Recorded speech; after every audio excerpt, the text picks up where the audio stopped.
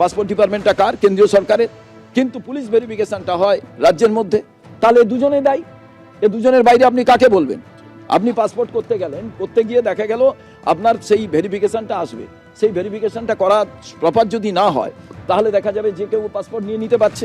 আবার passport department যে রাজ্যের মধ্যে আছে সেটা পুরো নিয়ন্ত্রণ কেন্দ্রীয় সরকারের। তাহলে এবার প্রশ্নটা আমরা বলবো, রাজ্য এবং কেন্দ্রের এই যে অপদার্থতা, এর বিরুদ্ধেই মানুষকে সজাগ হতে হবে। মনোজ গুপ্ত এই পাসপোর্ট জালিয়াতির কারবার চালাতো মোটা টাকার বিনিময়ে।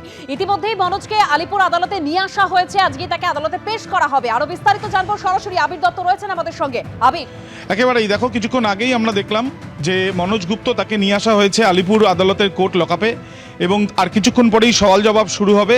মূলত আমরা জানি যে এর আগেও সমরেশ বিশ্বাস, যাকে কিংপিন হিসেবে কোর্টে কিন্তু জানিয়েছিল পুলিশ, এবং তার সঙ্গে সঙ্গে আরও বেশ কয়েকজন রয়েছে এই চক্রে। যারা যারা রয়েছে প্রত্যেকের রোল মিলেই একটা বৃত্ত সম্পূর্ণ হয়েছে বলে পুলিশের তরফ থেকে দাবি করা হয়েছিল।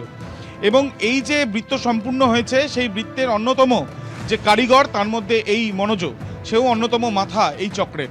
এবং মনোজকে এর আগেই মনোজের বিষয়ে জানা যায় যখন সমরেশকে জিজ্ঞাসাবাদ করা হয়, সেই মর্মেই কিন্তু তার যে অফিস, সেই অফিসে গিয়ে তল্লাশি অভিযান চালিয়ে বিপুল সংখ্যায় আইডি প্রুফ, যেগুলো জাল তৈরি করা হয়েছিল ফটোকপির মাধ্যমে, সেগুলো পরিবর্তন করা হয়েছে, কখনো কখনো প্রিন্টিংয়ের মাধ্যমে পরিবর্তন করা হয়েছে, সেই জাল তৈরি করা হয়েছে সেই জাল আইডি প্রুফ, সেগুলো দিয়ে পোর্টালে দিয়ে তারপরে পাসপোর্ট যেরকম আর 5 জন তৈরি করেন সেইভাবেই পাসপোর্ট তৈরি করা হয়েছিল। এবং পাসপোর্ট তৈরি করার পর সেটা বিভিন্ন ঠিকানায় যাওয়ার আগেই সেগুলো কিন্তু হাতে পেয়ে যাচ্ছিল এই চক্রীর যারা কারবারিরা। এবং ইতিমধ্যে যেটা জানা যাচ্ছে যে দীপঙ্করকে জিজ্ঞাসাবাদ করেও মনোজের বিষয় নিয়ে তথ্য পাওয়া যায়। মনোজ পলাতক অবস্থায় ছিল, বিদেশে পালিয়ে যাওয়ারও তার একটা পরিকল্পনা ছিল বলে জানা যাচ্ছে।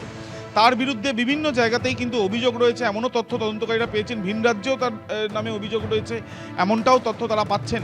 যদি এই সম্পূর্ণ বিষয়গুলো তারা খতিয়ে দেখছেন, যে সামনে থেকে ট্রাভেল এজেন্সির অফিস হিসেবে দেখানো, এবং পেছনে রয়েছে এই ধরনের ভোটার আইডি কার্ড, আধার কার্ড, প্যান কার্ড, যেগুলো জাল, যেগুলো তৈরি করা হচ্ছে মোটা অঙ্কের বিনিময়ে, এবং পরবর্তীকালে সেগুলো ক্ষেত্রে আলাদাভাবে টাকা নেওয়া হচ্ছে, আবার পাসপোর্ট তৈরি করার পরে আবার আলাদাভাবে টাকা নেওয়া হচ্ছে। এই যে পুরো চক্রটা চলেছে, শুধু মনোজ কি একা ছিল? যদিও মনোজের অফিসে দীপঙ্কর কাজ করতো, দীপঙ্কর কি একা কাজ করতো, নাকি মনোজের এরকম সেটআপ আরও রয়েছে, সেটা জানার চেষ্টা চালাবেন তদন্তকারীরা। আজকে তাকে হেফাজতে চেয়ে আবেদন জানাতে পারেন পুলিশ আধিকারিকরা, এমনটাই জানা যাচ্ছে। ধন্যবাদ আবির। মনোজ গুপ্ত, যাকে ইতিমধ্যেই গ্রেপ্তার করা হয়েছে, মনোজ গুপ্তর মা বলছেন যে ছেলেকে অনেকবার বারণ করেছেন কিন্তু ছেলে শোনেন। কি বলেছেন মনোজ গুপ্তর মা, শোনাবো।